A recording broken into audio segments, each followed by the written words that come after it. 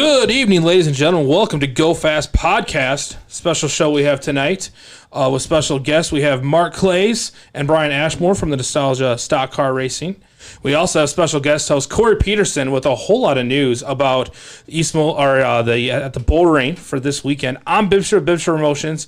Mr. Rob is out tonight. Kelly's over there hanging out on the sling. Thank you guys for joining us. If you're watching on Facebook, make sure to hit that share button. And if you're watching on YouTube, hit the like and subscribe. It really does help. Go Fast is powered by 1-800-WATER damage of the Quad Cities. Water, mold, smoke, sewer damage. Call 1-800-WATER damage. We restore what matters most. Done Right TV and Security, building your smart home from the TV on up. We're the best. We have the best in dish, internet, Google Nest, Ring, Mesh, Wi-Fi, all of your favorite brands. Give Kelly and his whole team a call right here in Davenport. And Trackside Promotions. Remember when local racing was rejuvenated? Trackside Promotions did it. Stay tuned for the next Trackside Promotions track or event. We're going to start the show off with our results and news. Brought to you by Restored for You by 1-800-WATER damage, restoring what matters most. We'll start with Team Done Right, Jeremiah Hurst and Roberts Motorsports. We're at the Mississippi Thunder Speedway in Fountain City, Wisconsin, Friday, taking 5th in the late model feature, after starting 12th. Saturday's event at the same track was rained out. Tyler Soppe had a bit of a rough start, ended up on his roof at Davenport on Friday night, didn't finish the feature there. Saturday took 6th place in Independence. Then he finally got his first IMCA win of the year at Vinton on Sunday night. Local track actions past weekend at Davenport Speedway. The Peterson Plumbing and IMCA late models. Jeff Ike picked up his first of 3 wins over the weekend. Matt Ryan was second, followed by Justin Kai. Joel Rolstick and Joe Ross will round out the top 5. Ike also won at Independence and Burlington over the weekend. And the Erickson Chevrolet IMCA Modifieds former track champion Bryce Garnhart topped the 57 car field. Minnesota driver Billy Kendall III came in, followed by Jeff Larson, Jeff Ike, and Oregon's Gray Fernando. And the second straight week of the Sport Mods 15 laps feature went to Gage Neal, Shane Paris, Wisconsin's Jaden Schmidt, and Jarrett Franzen and Ryan Walker round out the top 5 for the Sport Mods. Nick Henson won the Kohler Electric Street Stocks main event. Donnie Locke, Daryl Dick, and Jeff Struck Jr. is followed by Nick Clausen were in the top 5 there. And Matt Mankey won the QC Jeep Sport Compact feature. Jeremy Hancock, Jaden DeJonge, Nick Johnson, and Sean McDermott followed as well in that. There was 184 entries from 7 states Friday night. And if you guys watched on Done Right TV, we got that show in. We started the hot laps at 6:15, and we were done with the last feature at 10:15 with 184 cars. It was insane. I mean, it was just that whole crew did really good with getting the show on, and knowing too. Was really neat was, if there was if you had a couple extra cautions in your feature, they were just gonna cut some laps because the week before we were about 45 minutes over curfew. So Ricky and Brenda really didn't want to, make that the norm. So they got that show in, and I know they were talking about having to cut cars. We didn't have to do that. So we were excited about that. But Coconut Speedway practice was rained out on Saturday. CJ ran a practice on Friday night with several cars on hand. And big news from the Bull Ring at Rock Island County Fairgrounds. Opening day / night is set for Sunday with 3 different sessions. We'll discuss that more with Corey as the show progresses. Don't forget your news and results brought to you by 1-800-WATER damage of the Quad Cities, restoring what matters most. Now time for Around the Track, Around the Room, powered by Trackside Promotions. So we're going to talk about everyone's racing experience this week. Corey, you want to start with you tonight? Sure, yeah. Hats off to that Davenport crew. For sure, watching that on pay-per-view the other night, that was awesome. When I heard how many cars there were, like, well, another night over curfew.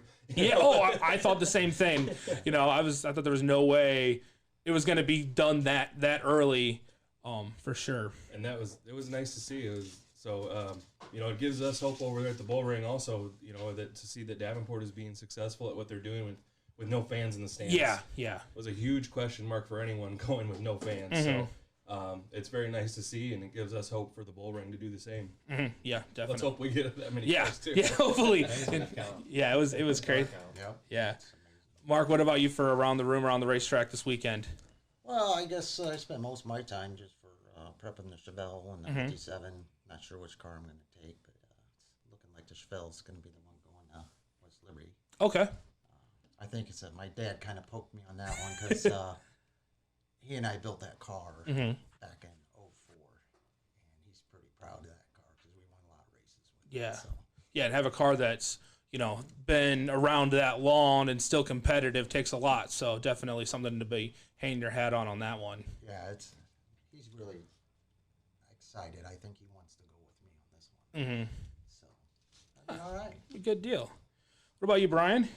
Oh, I actually went camping this weekend. I didn't do anything this weekend, so. There's no problem with that. No, we had except for a little bit of a weather on Saturday that was depending on where you're at for hit or miss. I mean, we think at Cedar Rapids we had the same cloud just circle us 5 times and keep raining on the racetrack. But yeah, good as we know now that racetracks are opening up. That's probably be a slim and far between to get out camping again this summer. Oh yeah.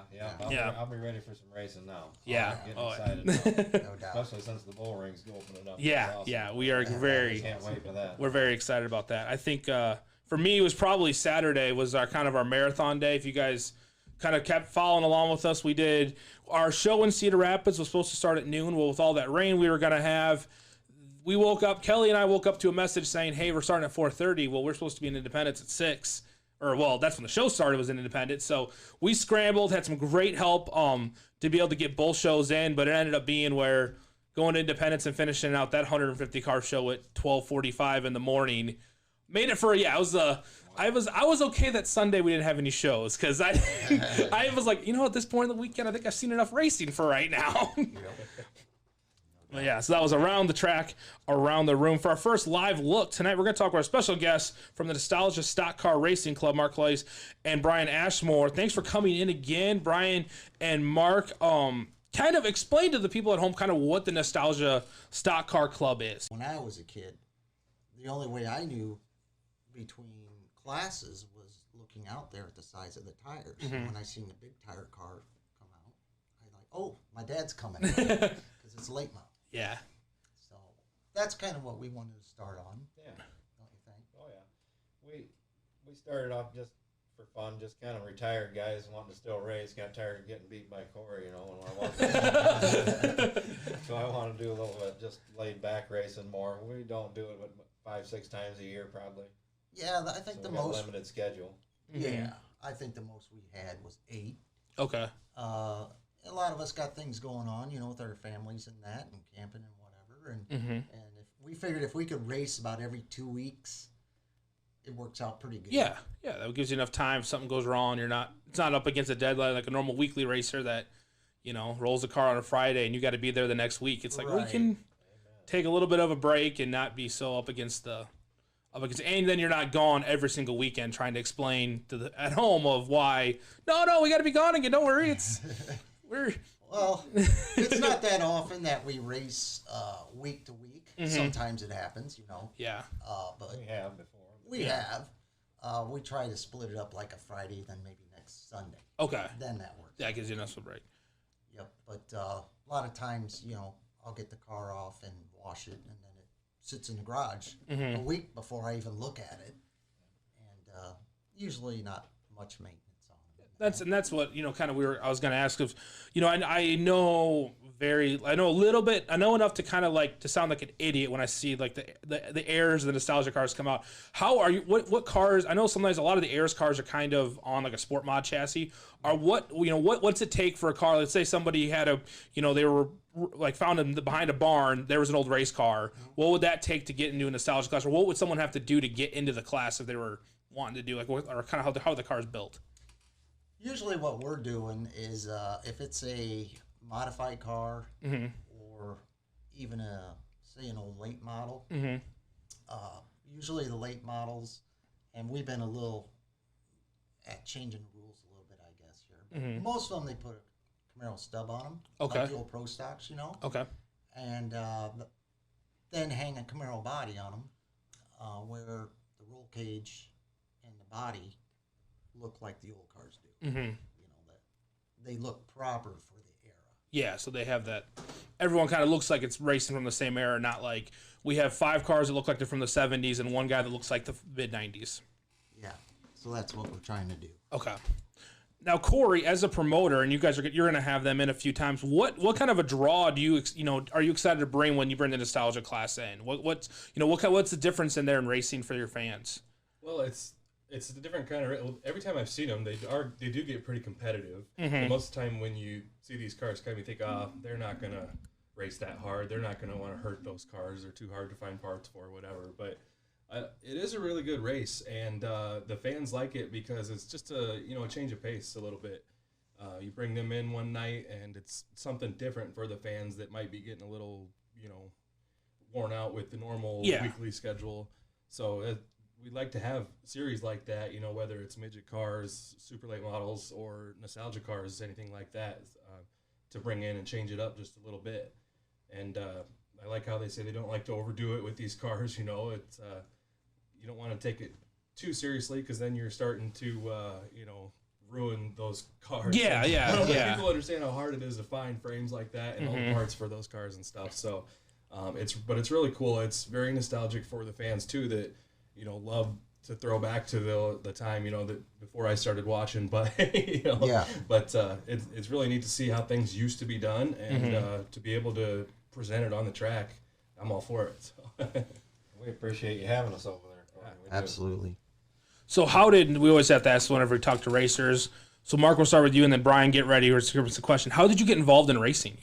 Was it a lot of people know it's family, but how did you get involved in racing to end up where you're at now? My father raced late model sportsmen in the 70s, and I grew up around it. All the local racers, Ronnie Whedon and everything, but I wanted to go racing when I was about 16, 17, and we had found a car, it's an old street stocker, and showed it to my dad, and he says, well, that looks good, but after you get out of school, then you can do it. And I says, okay, when you get a job and everything. And so he actually helped me get my first bomber car together. And the funny thing about that is I'm a Chevy guy, and he bought a Ford Trino for me. And that was pretty hurtful, but I wanted to race, and the car itself the chassis was built down at DeVille's, had the roll cage put in it, and so we knew it was a safe car, and away we went. And from there, it's went from him owning the car to me owning the car, and it's been a lot of fun. I mean, he's taught me a lot. Won a lot of races. First year I raced was with you against that Ford. Yep, that was the first year I raced. 92, I think it was. Yeah, it was something else. Yep. So what, did you stay in that class, or like what other classes did you try out when you were racing? We ran, my first feature, I won my first year I raced.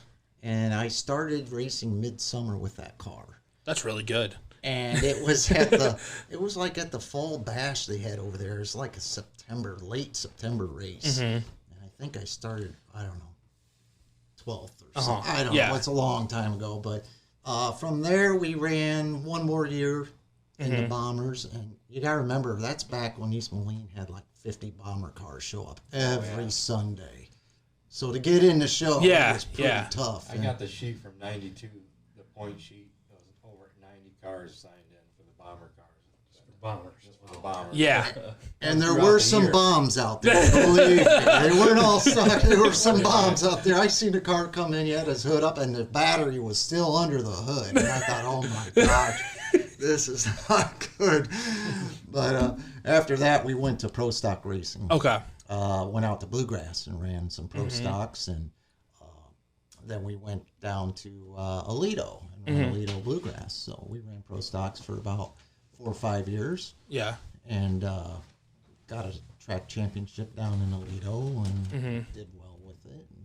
And then as pro stocks died off and kind of went away, we got into street stock racing again because by then the engines were about the same because they evolved. Yeah. So we just had to change chassis in that. And from there on out, that's kind of how we went about doing things. And then this nostalgia thing years later kind of comes around. It's like, man, I want to do this again, but I don't want to do it full time. Yeah. And you don't want to. It's a little bit easier, especially like when it's your guys' club, that you can kind of set what you're going to do, and you're not having to go out there and try and trash your car on a Friday and then try and get it back together for Saturday and realize like, oh man, this is a fun time. It's always is fun, but then there's sometimes when you look back, you're like, oh my gosh, Oh, what it's was a I doing? ball. I get out there and run, and and we get going pretty hard, and it's Yeah. like, yeah, all right. Oh, this is getting a little close. Okay, ease up there, big boy. Yeah. It's So tough when you put the helmet on. You still want to. it is. Oh yeah, that's a pretty yeah, common. We respect each other's stuff pretty good. So Brian, how'd you get involved into racing? And My dad raced figure eights way back in the early '70s, and then I just started. I don't know, '88. I got a figure eight car. I think I bought it from Jeff. I think I got it from Jeff Peterson. Oh, really? Yeah, it was an old figure eight car. I ran that 1988, and then I took a few years off. Started back in '92. Ran the street stocks then. Did pretty good, and then the next year I moved up to modified, which I should have just stayed in the street stocks. But I ran the modifieds for about 10 years and had a ball. But then I think I was off again until 2007 actually. Got a Mod Light, ran that thing, and had fun with that. And then I think they had cruiser cars they brought back at one time. Yep. Yeah, that's right. They did. I raced with Corey. That's what I started Yeah, in, yeah. Yep. I raced with Corey. We did that, had fun, and then kind of took off, stopped, and then we went and watched these Illinois vintage racing come up in East Moline one night. And as soon as we seen them race, I got the bug. I was like, next week we had to have a car for that. So. I agree because Yeah. that's about the same night that my dad and I went because we knew Probably they were was. coming. It probably was, Mark. We were probably in the stands thinking the same thing. Yeah, and That looks like fun. they came out for hot laps, and Dad and I were kind of sitting there watching, and there was 16, 18 of them come out for hot laps. I'm like, holy crap. And, yeah, we'll see what happens here. And they really, here they go, and they hopped it up, and they weren't messing around. I thought, man, this might be for me, Yeah, that was. As soon as I seen them guys, I thought that looks like fun. You could recognize the cars, 57 Chevy bodies, Oh, yeah. Camaros. Not like some of the new cars, all the new cars now. You can't even tell what they are. yeah, They they're even kind had of old Duster out there, The old It's like, Duster. you don't see that very often. no, not Jim Gerber's old Cougar, that's Yep. the original car. That thing still runs every once in a while. Yeah, and it's fast. Very fast. But other than that, it's just racing's just been around. I've been around it all my life, and it's hard to get away from it. I'll tell you that. Oh yeah, I think that's from most people we've talked to. You can't once it's in you, no matter what you're doing. Even us, like just going and filming races and doing being around it. Once you're around it, you don't really. It's hard not to be like, well, we can do that. We can. Oh, sure, we can make that happen. And then you realize, what are we saying to ourselves? But yeah, so it's definitely cool to see. And as you guys have kind of brought back the nostalgia cars and been able to do it. Brian, are you going to be running Gary Webb's car Yeah, this I year? still got the same car I ran last year. It's got the 1980 Gary Webb paint scheme on it. Mm-hmm. So just we like doing those replicas of the old guys. That's kind of neat. I did the Dwayne Steffi replica for about 4 years. So I'll probably run this one more year and then change it up. And to change it up something again. else. But yeah, that's kind of neat. We've got a lot of replicas that run with us. So. Mm-hmm. I think that's kind of a cool deal because it lets people too. Some of the fans that might not know, like that car kind of looks like one of the ones that still runs, and it's awesome. It's a good story, and it allows some of these guys like Gary Webb that are still out there racing to get to see kind of like hey, look, that's like my old car, out there. Well, I have like my brand new late model sitting right here, or two. So what's your schedule look like this year? Looks like we're right down to maybe 6 races. We have to go over a couple scheduled dates since everything's been kind of messed up with this virus thing. But we're looking at West Liberty on June 6th. Okay. It'll be our first one back. And depending on how East Moline goes, we're going to have another race there. And then we'll be jumping to Davenport. And I believe after Davenport, I look at my schedule, I think we're going to be going down to join, what is it, Mississippi Valley? Yeah, down to Vintage. CJ. Yep. Yeah. With their vintage club. Oh yeah, they do that big whole 2-day vintage deal. Down Yeah, there. yeah. We're gonna be Now, running this down is there going to with be those a guys. Saturday deal. Saturday. Yep. So, yeah. No Friday, Saturday, just a Saturday. just deal. Saturdays Saturday. this year. Yeah. Okay. Yep. So we're going to do that. I think I got, right off the bat, I think I got 10 guys that want to go down there for that. That's always a fun track. We like going down there too. Yeah, That that's is a nice Larry's race awesome down there to us. So. that's a fun track, and I remember seeing that last year, some of that event, and it's a cool time. It's cars like, it's like, imagine what you see when you see the nostalgia cars or the Ayers cars and the other vintage classes, but it's just those and a bunch of them. So it's something you don't get to see all the time. And so I always tell people, it's not, as much as I love, the weekly racing, you kind of get to see the same cars, you kind of get to see the same people. This is kind of like you get to take that big step back, and because the whole program is that way, it's a whole different kind of experience than you would normally see. Well, normally they run a lot of their old sprint cars and coupes and Yep. that, and some of our friends from within the club down by Muscatine were talking with Ned Fry, and he was saying, we'd like to see some of them old late models down here, Mm-hmm. kind of interested. You think you can get 10 or whatever enough? And sure, heck yeah, we love Columbus Junction. Come Yeah. down. Yeah. Absolutely. I always go at the end of the year. I take my car up to Rockford for the Bahama brackets and run the asphalt up there too. That's a good time. Now, as someone because we were at an asphalt track on Saturday, what do you have to do differently when you go from dirt to asphalt, like in your car? I don't do a whole lot. Run a little more weight up front, a little more front brake, and then definitely change the tires. I run the asphalt tires. And I run with a Northern Outlaw Club that runs out of Rockford up there. Okay. They'll run all summer. They run about 3 or 4 shows in the summer. Mm-hmm. And they actually had a figure 8 show on asphalt up there a couple of years ago. That was different. That was pretty fun though. Scary. Yeah, I was gonna say. It was different.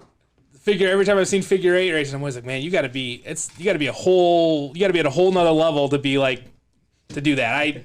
That's one I could definitely never see It was myself. all nostalgia cars running a figure 8. So Oh. it was very cool. It was Not for me, man. Yeah. No way. You ever try to pound out a 57 Fender? No. No, there's a not lot of fun. there's a lot of curves there. And they're hard. That's a lot of metal in them. All right. Well, thanks you guys for a little bit more of a dive. Now, do you guys have a Facebook page if people are at home going, I want to know more about this. I kind of want to know where to follow. Is it just Nostalgia Stock Car Racing Club? It's on the Facebook page. All right. Yeah. So make sure if you guys are checking us out on Facebook or YouTube, make sure to check that out because that's where you'll be able to see any schedule changes, any things that's going on this summer, where you're going to be at, and all of that. But I encourage you, if you get a chance, go check it out. What kind of a reaction, when you guys pull on the racetrack, what kind of a reaction do you guys normally get? I think the first time I had a big reaction is one of the first times I went up to the Jones County Fair.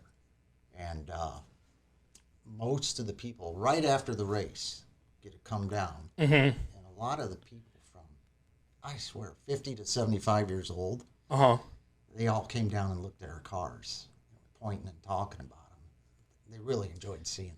I remember that race. That was I had Bill Beckman's daughter come down to the car. He was an old late model guy from number 7 from up around that area, and I had already put my car in the trailer, and she wanted to get a picture of it, so I rolled it back out of the trailer so she could get a picture. She said her dad was all excited because he said he raced against. That's when I had the Dwayne Steffi replica.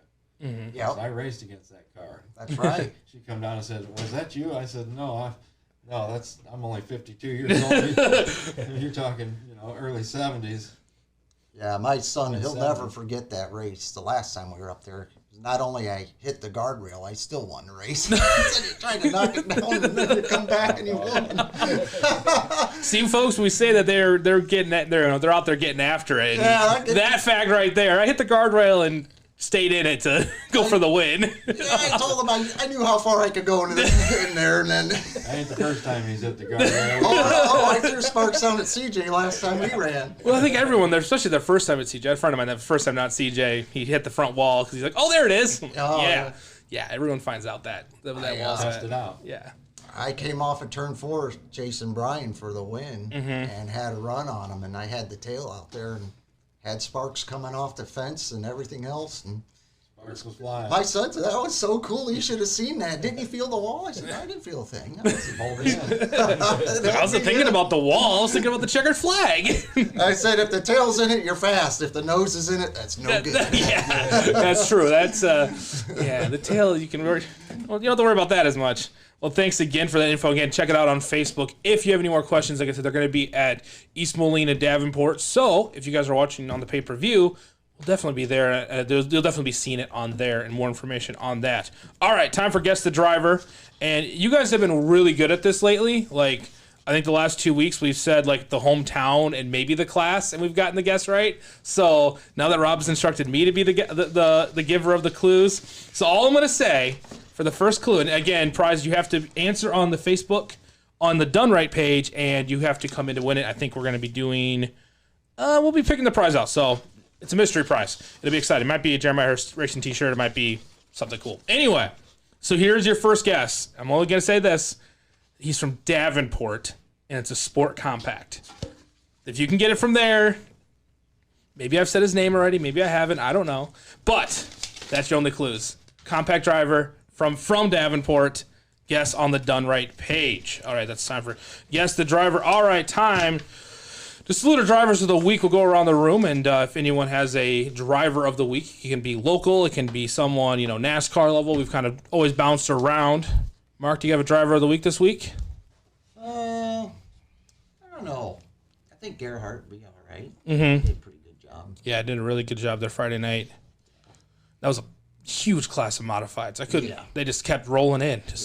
The fact that they were at the cars that were running B mains, I'm sitting up there going, these are 2 feature races. Yeah. And I like how they ran the program. They've only let 2 cars out of the heat, so everybody had to go to the B mains, and they let 7 in, and that's tough. It got after. Yeah, it was 7 out of 24 cars to try and make the big show. Yeah. The cars that are running around that track, and, Yeah. You gotta be lucky, but you gotta be good. Mm-hmm. And hats off. Yeah, definitely. Well, you, Corey? I'll try to stay away from the local drivers for obvious reasons. Probably, but. You gotta watch out. You're going live this week. You gotta watch for favorite. You're like, wait.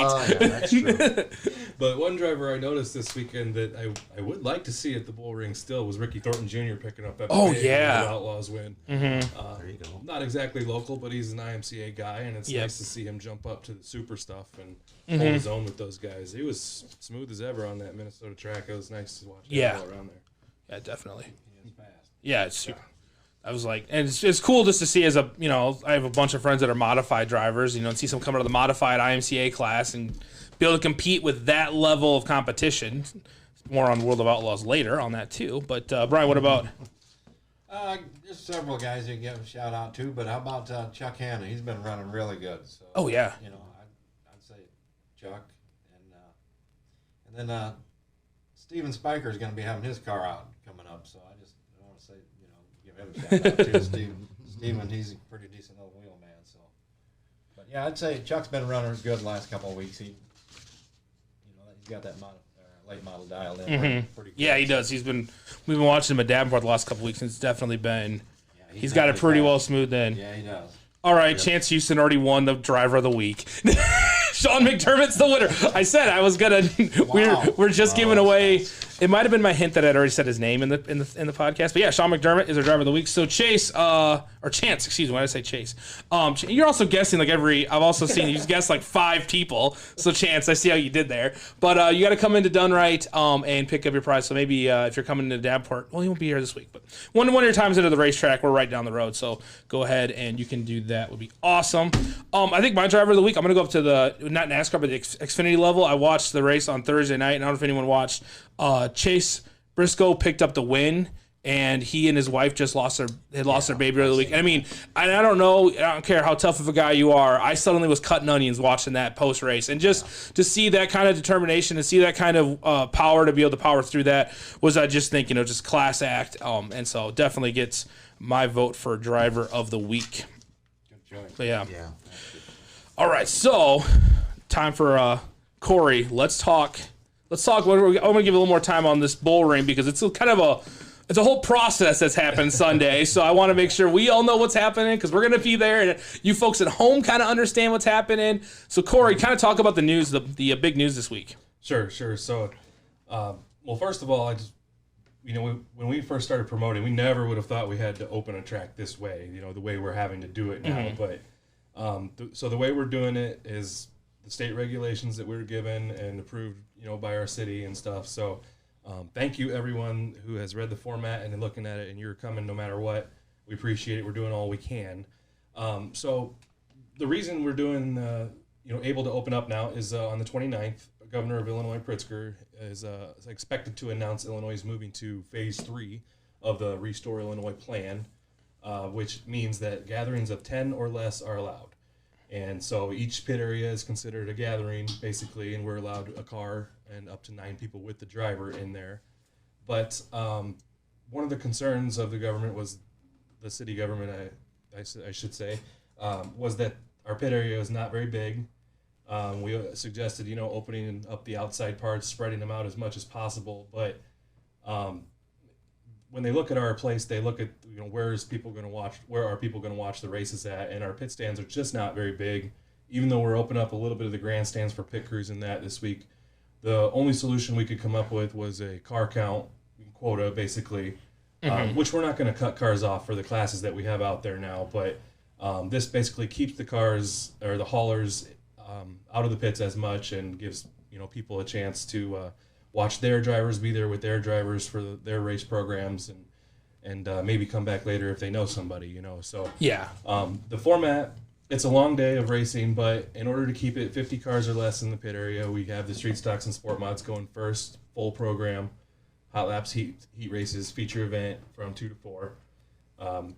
Clear out the pit after that, but it's not like the other guys can't come in until then, so the next session couldn't be rolling in anytime they feel necessary to get set up for their hot laps and stuff, for the 4:30 to 6:30 session, which is our Hobby Stocks, Mod Lights, and Sport Compact classes. And then so we end the night with the main event, modifieds and late models. And so that was about the only way we could make everyone happy here doing it, was to keep the pits thinned out as much as possible. Mm-hmm. We don't like it, it's not ideal. It's definitely not how we'd like to, start the racing season. And we're kind of in a tight spot because we're right across the river and we see things happening in Davenport, and it's what we want to do. Oh, yeah. We do want to run the full program. Mm-hmm. No fans in the stands if we have to, but thankfully Dunright has a way that you can bring it right into the home for people, and otherwise we wouldn't be able to do this. Oh, at yeah. all. Yeah. But so we're doing the best we can, and if anybody has any questions about the format, feel free to get with us on the Facebook page. But it's pretty much laid out there. Your session, we'll run it right through and get the next one in and try to keep the program moving as best as we can. Mm-hmm. And I saw on Facebook, and so you're trying to also limit so people pay. Basically, people are going to pay ahead of time so that there's less interaction between your staff and the racers. So, Sure. Right now it's PayPal, and then you're also looking at getting it set up on My Race Pass, correct? Yes. Okay. We just did the My Race Pass the other day, and I wasn't familiar with it 100%. So, we didn't have our banking information set up right away, so the payment's not quite ready to go on there, but it will be by Sunday, hopefully. Mm-hmm. And but if not, just shoot us a message with the driver name you're registering. That's for the full year too. That's our annual registration, Okay. $30. But you got to pay it before you race, because Sunday's race is points racing. Mm-hmm. We've already lost 2 months of racing Yeah. here, so we're ready to get the points rolling and give guys as much, as many races as possible. Mm-hmm. Good deal. So yeah, that'll be Sunday. You're going to be seeing more news from us, obviously, because Dunright.tv is going to be there with a live stream like you've been seeing, and obviously, if you guys had a chance, hopefully you've all had a chance to at least watch one of our shows, because we did like 14 last week. It felt like, but yeah, so we're going to be there. It's going to be a long day, but like I said, it's the only way we can do this right now. Have you had, what kind of feedback have you had about this? I know racers are racers, and sometimes they can have opinions. What kind of feedback have you heard about? Or are you having any issues there, or anything like that? Well, we expected some of the negative, just because ourselves, we were very we didn't like it, just like hardly anyone else is going to, the sessions. Mm-hmm. Everybody's used to the way it's been done in the past, which is, everybody comes at once, you run the full program, everybody's together, you get to watch the whole program. And, we feel bad about it, honestly. Yeah. And we knew there were going to be some complaints, and there were, but, we just have to keep telling everybody, I'm sorry, this is the only way we can do this if we want to race. And we do want to race. We're kind of jealous getting to see the I'm sure it's not been it's been watching across the river, and it's just been like, and that's the problem too, all these races that we've been at so far have had these killer car counts because there's been limited. So as it opens up more, and I always tell people, like, these huge car counts, everything's going to start leveling itself back out to about normal. I still think we're going to be elevated this year because just so many people want to race, and starting this late in the year, it's early in the year, you always have a lot of cars, and then you have people break down. Well, we're starting so much later in the year, so there's a lot more people that had time to get their stuff ready, or, they haven't come out and had that, major break at the beginning of the season that puts them out for a couple months. Yeah. So, car counts are still going to be up there, and that's why you've been seeing what we have. But, yeah, I think it's got to be kind of just watching across the street, especially when there hasn't been any Sunday night thing going on around, except for like Vinton has been as close as it's been. So, to see like there's an open door, like, come on. Right. Do you have any, I know it's all as the government does what they want to do, but do you have any idea of what, like if this is phase 3, do we have any idea on phase 4, or is it kind of just hopefully, in a month or something? Well, originally it was going to be at least another month Okay. before phase 4 was even possible. And that's gatherings of 50 people or less. And so when phase 4 does come, though, and we're hoping that it comes early. Mm-hmm. I've heard 2 weeks. I've heard 1 week. I've heard it all, but we don't know for sure. But Yeah. At that point, there's no guarantee that we can even have people in the grandstands yet. But we are pushing, since it's 50 people or less, to have half grandstand capacity at least, or something like that. We want to be as safe as we can too. We want to follow the rules. But we also want our fans back in the stands. Oh yeah, it's so hopefully when phase 4 comes around, we can get some people in the grandstands. That's our goal anyway. And then maybe phase 5, hopefully that takes place this year. There was some concern by the Illinois Motorsports Coalition that it might not happen until 2021. Full capacity in the grandstands. But we're prepared to bite that bullet if needed. But we really are hoping in August, September we get to have the full capacity. Right now, I haven't released the new schedule yet because we don't know. And that's Yeah. That's all right. But we got a lot of specials planned, at least one for every class, August, September, some super late model specials. We want to get these guys in there, the midget cars and everything. So fingers crossed that August, September, we get to open everything back up like normal. And luckily, most of these, these tracks that we have, because they're part of the fairgrounds, they have such big grandstands that even 50% capacity for most promoters, it's a great night. I've seen a lot of people on Facebook like, hey, 50%, like you look at like tracks like Makokata that they just did all that adding of all those stands. You put 50% there, that'd be the greatest night of live weekly racing you've ever seen. Right. So that's the nice part is if we get the green light to go at 50%, there's still a lot of people we can get in there, before we have to start telling people, oh, sorry, we're at capacity, quote unquote. Yeah. So yeah, I'd say most of our places around here, especially, the average attendance is normally about the half capacity. yeah. Anyway, So that's Right. and that's what you're driving at. But yeah. But we're hoping for that at least, right? Yeah, and I think what just came out today, Iowa on the 1st is going to be able to start having fans at that same 50% capacity, which kind of stinks because, again, Davenport's got a World of Outlaws show this weekend. But, there's no way that would have been way over 50, so that would have been tough. But, so we're hoping that by next week, in Iowa, we're going to start rolling into that, and then hopefully, like I said, in a week or in a few weeks, we'll be able to get Illinois on board with that too. Because I know there's other sports that we're involved with that are the same way, that we're sitting here going, "What are we going to do?" I talked with one place, and they were talking about doing an event in Iowa just because they were like, "If we can do something over here, at least we can get one event going versus."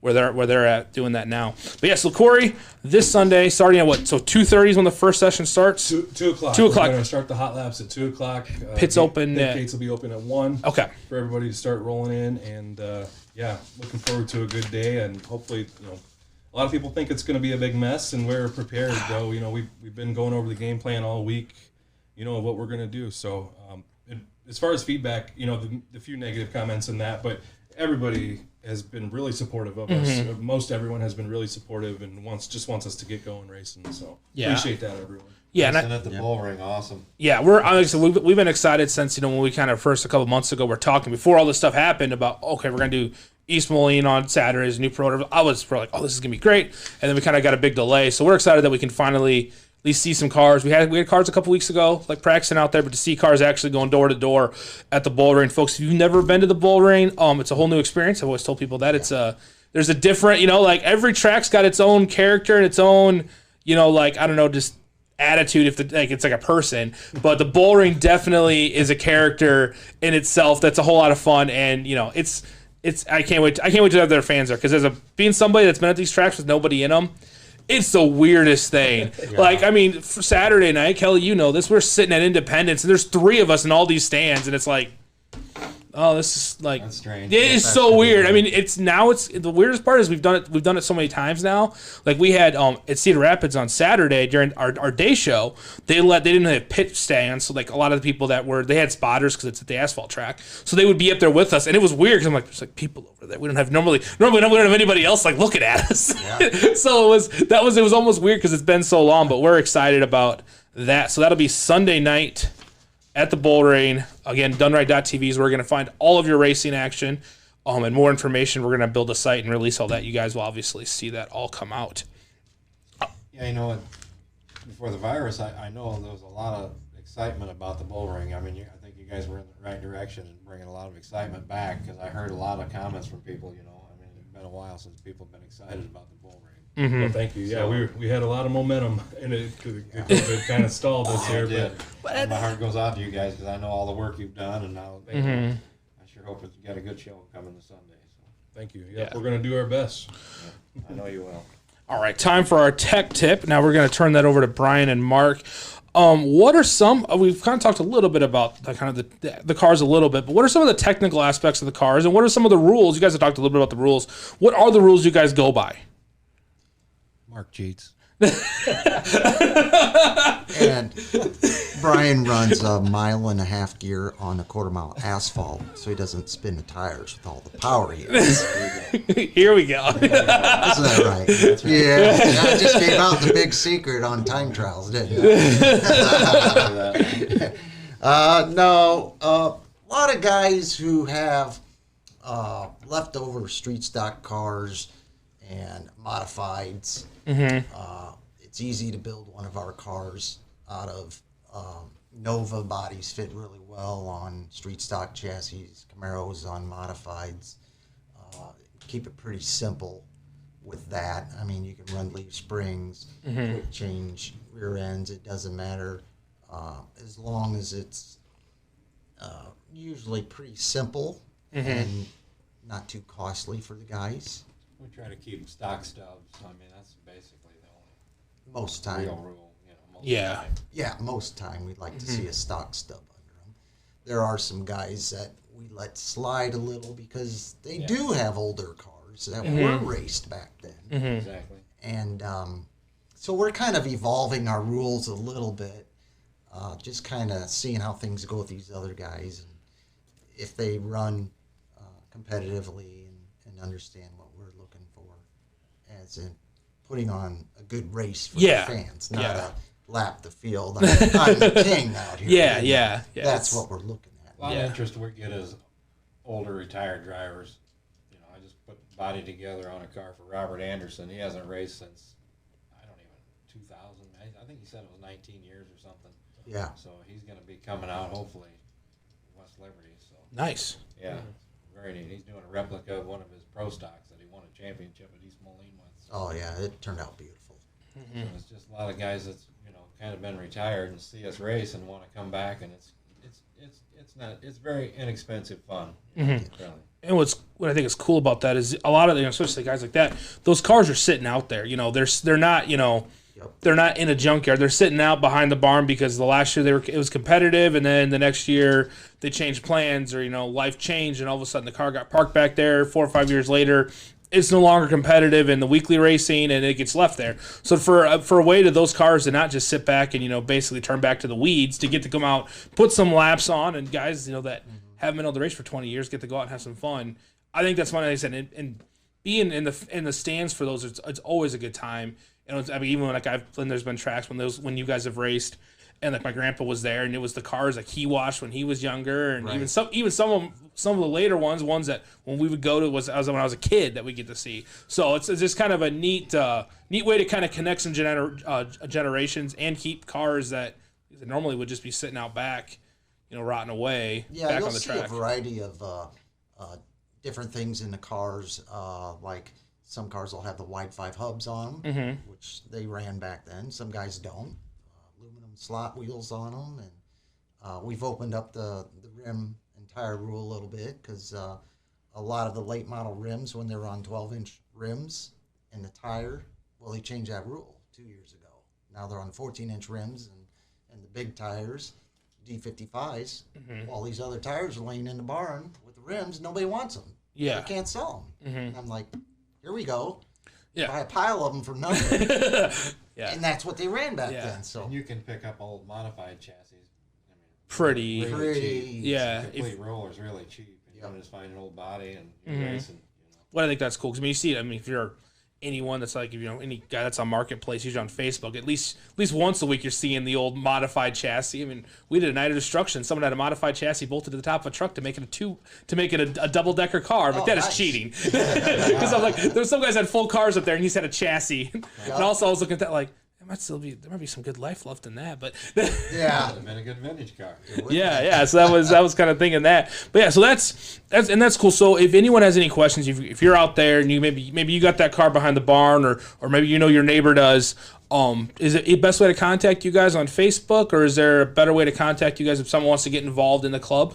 Facebook would be really good to begin with. And we're both on Facebook, and the club's on Facebook also. Yep. Okay. Nostalgia Check it Stock every Car night. Racing Club. And I can give you, PM me, and I can give you my phone number. We do Brian's. have rules, Yeah. It's printed not up a, rules, but maybe pretty general rules.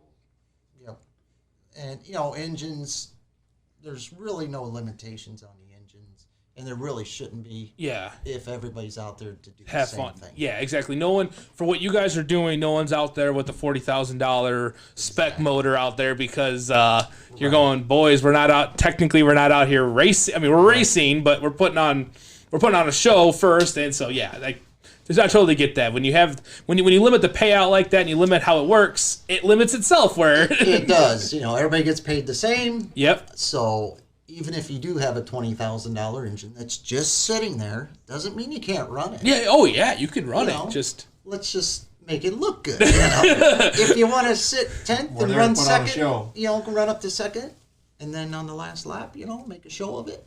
Go right okay. ahead, But we do race hard, though. Oh Yeah. yeah, it gets pretty good. Yeah. You know. That's what I think. It's been fun when I've seen you guys out there. Is that you're not just out it's not looking like it's hot laps out there 3 times when the cars come out. It's actually door to door, wheel to wheel. Really trying to. You're out there racing, and it happens to be that it's just, that it's not the normal class, and that these are older cars. And obviously, you have to think. This is something I kind of just off the top of my head thought of. What do you guys do? Anything more? I mean, obviously, safety has come a long way since most of these cars are out there racing. What do you guys? Are you? I mean, I'm assuming you're kind of making sure that safety wise they're like up to par with what the newer stuff is. Safety is usually number one with us. Good seat belts, good helmets. Check out fuel cells, make sure everything looks good. It's not just something that was drug out there that's ratted together. Yeah. A lot of us do have families, and we want to be safe, and that is very important to this club. Yeah. We want to go home in one piece, even though. Oh yeah, that's exactly it. And we've seen. I mean, over the last, there were some pretty, Soppy rolled over on Friday, and we were filming it, and I hit the replay, and I was running the stream. I'm like, I don't know if I should hit the replay on that. I haven't seen him get out of the car yet, but by the time the replay was over, he was already out on the track. He was wanting to look for somebody, I think. But so it's that same thing. We've seen safety come a long way. We saw last year at Maquoketa, Brian Mooring did basically Dukes of Hazzard it off turn 3 to avoid an accident and basically save himself, and he endoed over completely over the top. And I interviewed him 2 days later, and I was like, "How you feeling?" He's like, "Oh, I'm just a little sore." And I thought for sure when he went over, I was like, we were up on the roof, and I'm like this is bad. Like this is. I was filming on my phone because we were just there we were there racing, and I wasn't actually there filming. But I was just going, this is really bad. And they got on the radio. Yeah, he's fine. So I mean, it's just the safety equipment has come so far. Yeah. So yeah, I think that's something that and it's hard as it's a hard subject for a lot of racers to realize it's the kind of money you want to spend on the high quality, the good belts and the good, the good helmet. I think it's really come around that a lot of the people are just expecting that now. Yeah. They come in and spend $700 on safety equipment, and it's just like buying a car part, and it should be. Oh yeah. Right. Especially, First, really. exactly. I have families. Everybody else has family that's out there racing. Yeah. And even Jeff Walker, who had a very bad incident at East Moline Speedway, he's back racing with us. And safety's an issue for him all the time. and things happen really fast. A lot of the guys are not even worried about going out and buying proper equipment. Yeah. I think it's changed a lot. I think it's good that it's changed that way because, like you said, we've to see the kind of some of the actions you see out there, especially when you think about it's an older race car. It's a lot. I mean, you got a lot more actual sheet metal on most of your guys' cars than what the newer ones. So there's a lot of weight. There's a lot of things that can get thrown around there. So that's good to know. But again, check out Nostalgia Stock Car Racing on Facebook. If you have any more questions you want to know about them, and check the schedule out. But otherwise, June 6th is your guys' first date in West Liberty. So that is next. That's next weekend. We're ready. That's me doing math on the fly. Yeah, that's the big mod race, I believe. Yeah, I think that 2001 is. mod race. So Yeah. very excited about that. We have some Illinois guys coming across the river to race with us. Oh, yeah. Because they're all shut down over I there. was gonna say they want to race too. Yeah. Yeah.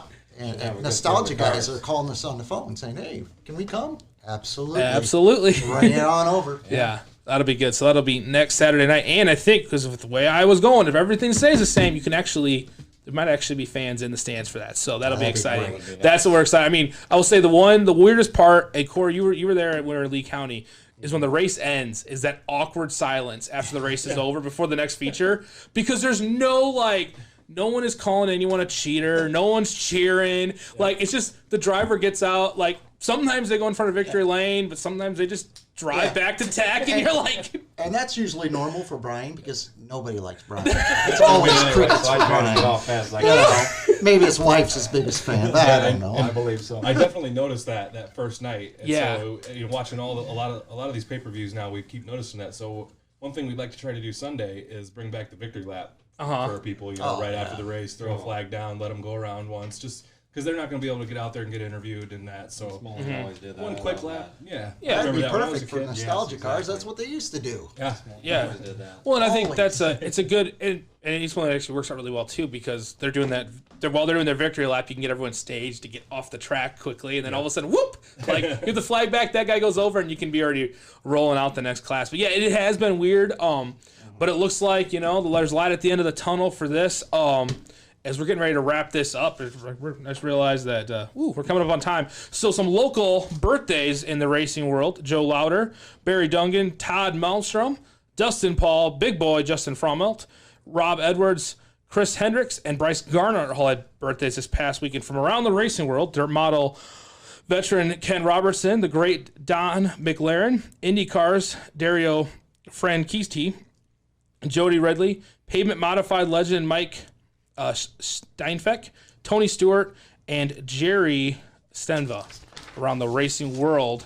So it looks like we already got our Gresta driver because you guys apparently all need to know the class and the hometown. So I think next week I'm just going to say, I don't even know if I can say hometown. Like I really don't, it's getting too easy on that. We're going to start saying, I don't even know, car type, but even that's going to be too easy Maybe to just guess. the state instead of Maybe the state, yeah. They're from Iowa. There you go. But that's a lot of fun again. Any prizes like that, make sure to pick them up at Dunright Studios. Kind of a schedule for the week. For us, Team Dunright, Jeremiah Hurst, and Roberts Motorsports will be at the Davenport Speedway Friday and Saturday for the World of Outlaws late models. Tyler Soppy will be in the action all weekend as well at various tracks. We'll figure out kind of where he's going to be at. Davenport Speedway hosts the World of Outlaws as they go inside and out. Quarter-mile track Friday, half-mile track on Saturday. Support class is still to be announced. Again, no fans allowed in the stands. Don't forget, Dunright.tv does not have that pay-per-view, but we will be hosting a drive-in on the East Parking Lot. Prices check out on Facebook is when all of the prices for that stuff will be released a little bit later in the week. There might be some other surprises as well with us there. And the bull ring at the Rock Island County Fairgrounds opens Sunday with racing at 2 p.m. for street stocks and IMCA Sport Mods. 4:30 will be hobby stocks, mod lights, and sport compacts. And 7 p.m. will be IMCA Modifieds and IMCA late models. Dunright TV will be there having the pay-per-view streaming starting at about 1:30. Now, if you've done the math on that, means we're going to be... It's not our show, it's Outlaws. No, East Moline on Sunday. Okay, but the parking lot, Oh, we're not gonna be doing that. Oh, it's the Outlaws. all right. We might not be doing the Outlaws for Friday, so I apologize on that. But we will be there on Saturday on Sunday at the bull ring. So make sure to check that out again. Starting off at about 1:30. Any questions? Make sure to message the Facebook page for the bull ring at the Rock Island County Fairgrounds. Peterson Promotions. They will be able to give you any answers. Dubuque Speedway looks like they're going to be opening soon. Check the track's Facebook page for details there. And Maquoketa and CJ looks like I just saw an announcement. They will be running Friday. No fans. Check their Facebook page out for more information. And I think Maquoketa is about a week out. I think they're doing another practice this weekend. So that was a whole lot of show. Again, for Nostalgia Race, Brian and Mark, thanks for coming out. Corey, thanks for hanging out with us tonight. Thank you. We will see you for Bibster. Rob, that's MMA. We'll see him next week. Actually, we'll see him this weekend. And Kelly running the stream. Thank you guys. This is a checkered flag on this one. We will see you guys Sunday night for sure at East Moline. Make sure to check that out on DoneRight.tv. We will be putting all the links up. You guys have a good week. We'll see you next week. Bye.